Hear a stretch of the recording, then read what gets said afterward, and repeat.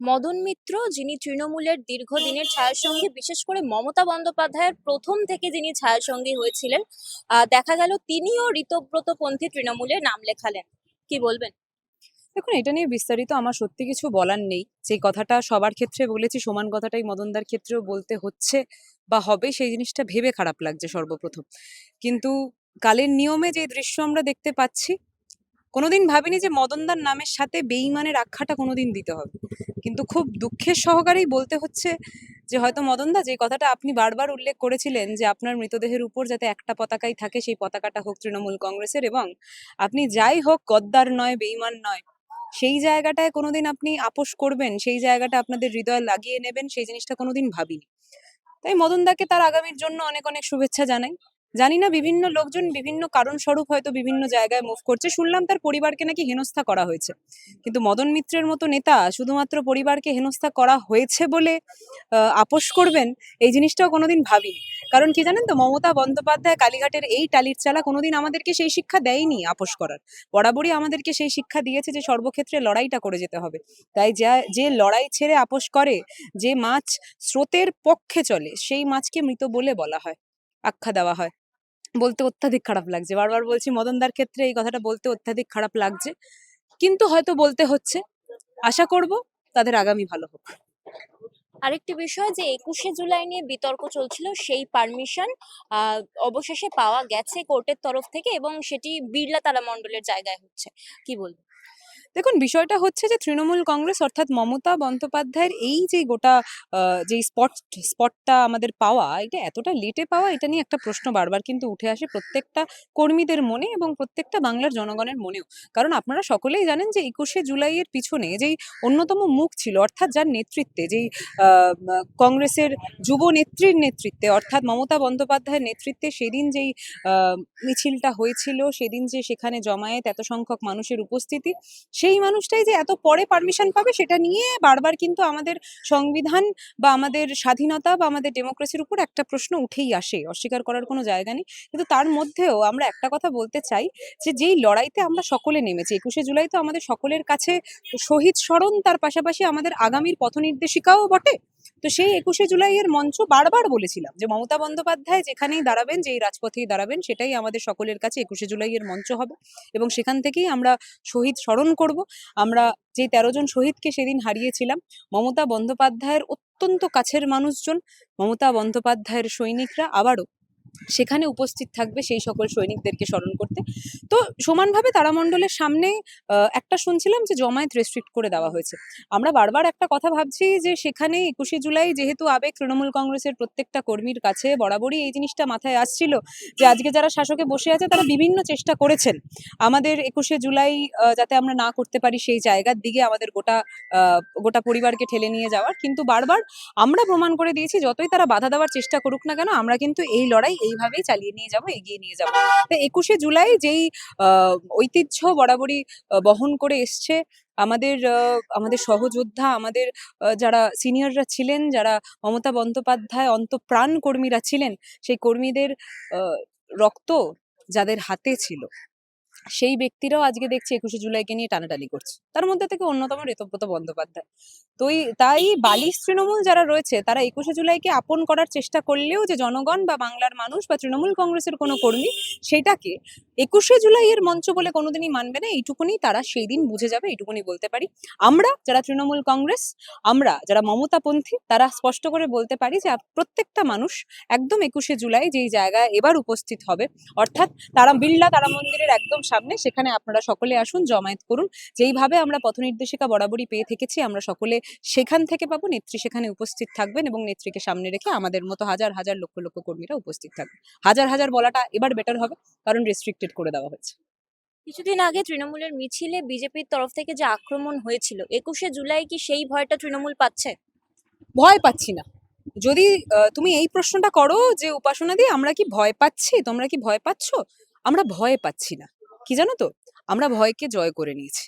এবং এই কথাটা এই জন্যই বলছি, একটা মিছিল যেটা হলো, যে মিছিলের পারমিশন স্বয়ং কোর্ট দিল, তার পরবর্তীতে যে রাস্তাটা ফাঁকা রাখার কথা ছিল, সেই রাস্তার মধ্যে বিজেপির লুম্পেন গুন্ডা বাহিনী এইভাবে নোংরামি করে বেড়ালো, এবং পুলিশ শুধুমাত্র দর্শক হিসাবে তাকিয়ে থাকলো। এখন বুঝতে পেরে গেছি যে পুলিশ হয়তো তার নিজস্ব কাজ থেকে অনেকটা বিরত হয়ে গেছে। তাই সেখানে কারোর উপর আর কোনো আশা নেই। আর যখন তোমার কারোর উপর আর কোনো আশা থাকবে না, তখন তুমি নিজের লড়াইটা বুক চিতিয়ে লড়তে আরেকটু বেশি সাহস পাবে। তো সমানভাবে আগের দিনে যে ঘটনাটা দেখলাম, যেখানে পিছনে বিজেপির গুন্ডা, সামনে বিজেপির গুন্ডা, সামনে সামনে সামনে আমরা দেখলাম পুলিশের তরফ থেকে গার্ডরেলটা ফেলে দেওয়া হলো, এবং যে প্রত্যেকটা দৃশ্য যেইভাবে আমাদের র্যালিটার উপর ক্রমাগত আক্রমণ করা হলো, আমাদের সহযোদ্ধাদের উপর মারা হলো, এবং সবটাই হচ্ছে পুলিশের সামনে। যেখানে আমরা পারমিশন পেলাম হ্যান্ড মাইকে, সেখানে আমরা দেখতে পাচ্ছি যে কিভাবে ডিজে বাজছে রীতিমতো, বড় বড় মাইক ফাইক দিয়ে তার পরবর্তীতে গান চালানো হচ্ছে। এইসব পারমিশন গুলো কোথা থেকে পাওয়া গেল?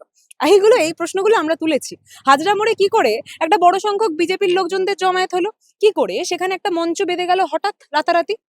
অনেক প্রশ্ন রয়েছে, এবং সেই প্রশ্নগুলোর উত্তর এখনো পাইনি অন্বেষা। কিন্তু কি জানো তো, একটা জিনিস উত্তর পেয়ে গেছি, সেটা হচ্ছে আমাদের বাংলার বুকে সংবিধান বা আইন বলে আর কিছুই নেই। তো সেখানে যখন সংবিধান এবং আইনকে দুটোকেই বুড়ো আঙুল দেখিয়ে তার পরবর্তীতে এরকম অসভ্যতামি করছে, আমাদের বাংলার যেই জনগণরা রয়েছে, আমরা যারা রয়েছি, বুক চিতিয়ে লড়াইটা করতে আরেকটু বেশি সাহস পেয়ে গেছি। তাই যারা মনে করছে আমরা ভয় পেয়ে কণ্ঠটা চেপে দেবো, তারা কিন্তু ভুল মনে করছে। গুন্ডা দমন বিল, বিজেপি সরকার আসার পরেই যে বিল তারা শুরু করেছে গুন্ডা দমন বিল, এবং এই বিল কিন্তু ইতিমধ্যে লাগু হয়ে গিয়েছে। কি বলবে? গুন্ডা দমন বিলে 17 নম্বর পয়েন্টটা পড়েছো তুমি অন্বেষা? যদি না পড়ে থাকো, একটু তোমাদের দর্শকের জন্য আমি একটু বলে দিই। 17 নম্বর পয়েন্টটাতে স্পষ্টভাবে লেখা আছে যে পুলিশ যদি মনে করেন যে তোমার কোনো কার্যকলাপ সেটা দেখে মনে হচ্ছে যে তুমি গুন্ডা, তাহলে কিন্তু পুলিশ তোমাকে খুব সুন্দরভাবে গ্রেফতার করে নিয়ে যেতে পারে। তার পরবর্তীতে যদি তুমি মানে কোনো ভুল করনি সেই জিনিসটাও প্রমাণিত হয়, তাহলেও কিন্তু তুমি পুলিশের বিরুদ্ধে কোনো কেসই করতে পারবে না। তাই কি হলো গোটা বিষয়টা? ওই মনোপলি মার্কেট বা ওই রাজার শাসন, অর্থাৎ রাজা যার উপর আঙুল তুললো সেই কিন্তু চোর বা সেই কিন্তু গুন্ডা। এবার ব্যাপারটা যেটা আমরা দেখতে পাচ্ছি, বুঝতে পারছি, সেটা হচ্ছে এটাই, যে বরাবরই যে জিনিসটা বুঝতে পারছি, যে আজকের দিনে যারা শাসকে বসে আছে তারা কিন্তু বিরোধী কণ্ঠস্বর দাবানোর জন্য বিভিন্ন বিল পেশ করার চেষ্টা করছে। বারবার যখন গুন্ডা দমন আইনের কথা উঠে আসছে, তখন স্বাভাবিকভাবে অপরাজিতা বিলটা কেন পাশ করা হলো না সেই কথাটা উঠে আসে। 13 জনকে যখন রেপ করা হচ্ছে, তার জন্য যখন আমরা পথে নামছি, রাস্তায় নামছি, কণ্ঠ ছেড়ে তার পরবর্তীতে বাস্তব কথা তুলে ধরছি, তখন আমাদের উপর আক্রমণ করা হচ্ছে, গুন্ডা লুম্পেন বাহিনীদেরকে সেখানে ঠেলে দেওয়া হচ্ছে, যাতে আমরা ঠিকমতো মিছিলটা না করতে পারি, বা সেখান থেকে জীবিতই যাতে না বেরোতে পারি। সেখানে কারা সহযোগিতা করছে? করছে স্বয়ং পুলিশরা। তোমরা দেখেছো যে যখন আমি বাইকটা নিয়ে ক্রস করছি, আমার সহযোদ্ধারা সেখানে ছিল, তাদেরকে টেনে হিচড়ে মাটিতে ফেলে মারা হলো। তার পরবর্তীতে আমার সামনে গার্ডরেলটা ফেলে দিল কারা? পুলিশরা। বারবার একটা কথা বলছিলাম যে অন্তত গার্ডরেলটা সরিয়ে দিন, ছেলেগুলোকে পাস করে নিয়ে যাই। ছেলেগুলোকে সেখানে আটকে তার পরবর্তীতে ফেলে যেইভাবে মারা হয়েছে, গোটা বিষয়টা যে চক্রান্ত, সেটা আমাদের সকলের কাছে বেশ স্পষ্ট। কিন্তু কি জানো তো, এত চক্রান্ত করার পরবর্তীতেও কণ্ঠস্বরটা কি দাবাতে কি পেরেছে? সেটা পারিনি, আগামী দিনেও পারবে না। এই লড়াই চলবে। আর গুন্ডা দমন বিল যাদের জন্য প্রযোজ্য হওয়া উচিত ছিল, অর্থাৎ যেই সকল গুন্ডারা যারা আমাদেরকে ঘিরে নোংরামি করছিল, হেনস্থা করছিল, তাদেরকে কি গ্রেফতার করা হবে?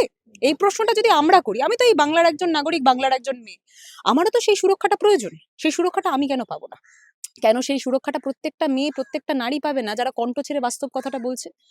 সেই সুরক্ষাটা যাতে প্রত্যেকটা নারী পায়, তার জন্য অপরাজিতা বিলটাকে পাশ করার মরিয়া চেষ্টা করেছিলেন মমতা বন্দ্যোপাধ্যায়, অভিষেক বন্দ্যোপাধ্যায়, কিন্তু সেই জায়গাটা আটকে দেওয়া হলো, হয়তো কিছু গুন্ডাদেরকে প্রোটেকশন দেওয়ার জন্য। ব্রিটিশ শাসনকালে এরকম একটা আইন পেশ করা হয়েছিল, যদি কেউ কণ্ঠ ছেড়ে স্বাধীনতা সংগ্রামীরা কোনো কথা বলে, তখন তাদের কণ্ঠটাকে দাবিয়ে দিয়ে তাদেরকে কি করে জেলে ঢোকাতে হবে, সেটার পুরো চক্রান্ত তারা করে নিয়েছিলেন। সমান দৃশ্য এখন দেখতে পাচ্ছি বাংলার বুকে। তাই যারা নিজেদেরকে ওই শীর্ষ আসনে বসিয়ে নিজেদেরকে রাজা মনে করছে, আমরা বারবার একটা কথা বলবো, রাজা তোমার কাপড় কোথায়? এবং এই কথাটা জোর কণ্ঠে বলবো। তোমরা যেইভাবে সাংবাদিকতা করছো সেইভাবে করে যাও, কিন্তু খুব দুঃখের বিষয়টা হচ্ছে এখানে তোমরা যখন সত্যি কথা তুলে ধরবে না, হয়তো ওই শাসকের চোখে তোমরাও হয়ে যাবে গুন্ডা। বিজেপি সরকারের গুন্ডা দমন বিল, কিন্তু দিলীপ ঘোষের মুখে এই কথা শোনা যাচ্ছে যে ডিমের বদলে পাথর ছোড়ো। দিলীপদার কথাকে যদি এখন ব্যাখ্যা করে বলতে হয়, তাহলে সর্বপ্রথম আমাকে খুঁজতে যেতে হবে যে গরুর দুধ থেকে সোনাটা কিভাবে বেরোয়। তো দিলীপদার মুখ থেকে বিভিন্ন বক্তব্য আমরা যখন যখন শুনেছি, তার আগেও শুনেছিলাম যে বাড়িতে সাদা থান পৌঁছে দেওয়া হবে, এইসবের বিরুদ্ধে কোনো কেস হয়নি। তাকে কিন্তু কোনো শুনানিতে যেতে হয়নি, তাকে কোর্টে যেতে হয়নি, তার পিছনে ইডি, সিবিআই বা অন্য কোনো জিনিসপত্র কিন্তু পড়েনি। কিন্তু আমরা দেখতে পারলাম যে যখন উল্টা লটকাকে মারেঙ্গে, যখন সেটা স্বয়ং অমিত শাহ বললো আমাদের বাংলার বুকে দাঁড়িয়ে, সেটার রেসপন্স অনুসারে যখন আমাদের একটার পর একটা কর্মীর উপর আক্রমণ হচ্ছে, আঘাত হচ্ছে, যখন মঞ্চে দাঁড়িয়ে অভিষেক বন্দ্যোপাধ্যায় বললো যে 4 তারিখের পর ডিজে না হয়ে বাজানো হবে, আরে তোরা তো রোজই ডিজে বাজাচ্ছিস রাস্তার মোড়ে মোড়ে, তাহলে সেইটার জন্য অভিষেক বন্দ্যোপাধ্যায়কে এত হেনস্থা কেন? এই প্রশ্নটা যদি সাধারণ নাগরিক হিসাবে করি, কিভাবে দিলীপ ঘোষ এত কথা বলা সত্ত্বেও খুলে ছুট এইভাবে ঘুরে বেড়াতে পারেন? এই প্রশ্নগুলো তো স্বাভাবিকভাবে উঠে আসে। আসলে কি জানেন তো? উনি যেই গরুর দুধ থেকে সোনা বের করার থিওরিটা বের করেছিলেন, হয়তো সেই গরুর দুধ থেকে বের করা সোনা অনেক জায়গায় সাপ্লাই হয়েছে। তাই জন্য তাদের মুখটা বন্ধ। আর আমরা যারা রয়েছি, আমরা সাধারণ কর্মী, আমাদের কণ্ঠস্বর দাবানোর জন্য এখন দিলীপবাবু বলবেন যে ডিমের বদলে ইট ছোড়া হোক। আরে ইটের আক্রমণে যদি আমরা কেউ আহত হই, আমরা কি বাংলার নাগরিক থেকে বিরত থাকি নাকি? তো আপনাদের দায়িত্বটা কি? আপনারা তো সরকারে আছেন, নাকি আপনারাই গুন্ডার রূপ নিচ্ছেন? সেই জিনিসটা স্পষ্ট করুন। আপনারা সরকারে আছেন, আপনাদের চোখে তো আমরা সকলে এক হওয়া চাই, প্রত্যেকটা ব্যক্তি এক হওয়া চাই। মমতা বন্দ্যোপাধ্যায়ের শাসনকালে প্রত্যেকটা ব্যক্তি কিন্তু যদি সরকারকে কেন্দ্র করেও কোনো প্রশ্ন তুলে থাকে, তারা জোর কণ্ঠে তুলতে পেরেছে। এখন সংবিধান কোথায়? এখন আইন কোথায়? এখন স্বাধীনতা কোথায়? বারবার এই প্রশ্নটাই করতে চাই। যারা স্বাধীনতার কথা বলে, যারা এত বক্তব্য রাখে, সেখানে তারা আমাদেরকে এত কেন ভয় পাচ্ছে? আমরা তো বাচ্চা বাচ্চা ছেলেপুলে। আমরা কি এত ক্ষমতা রাখি যে আমাদেরকে আটকানোর জন্য পুলিশ প্রশাসন এত কিছু লোকজনদেরকে নিয়ে আসা হচ্ছে? অনেককে ভাড়া করে তার পরবর্তীতে ডিম, ইট, টিউবলাইট হাতে পাঠানো হচ্ছে। কেন? এত ভয় কিসের মশাই? এই জন্যেই, কারণ আমরা চোখে চোখ রেখে তার পরবর্তীতে জিজ্ঞেস করতে পারি, রাজা তোমার কাপড় নেই, কাপড়টা কোথায় সেটা দেখাও। আমরা এই প্রশ্ন করেই যাব। আর সেখানে দিলীপ বাবু বলুক বা অন্য কেউ বাবু, আমি বলবো যে যেইভাবে দুধ থেকে সোনা খুঁজছেন সেই জিনিসটার উপরই ফোকাস করুন, না হয় দিলীপ দা।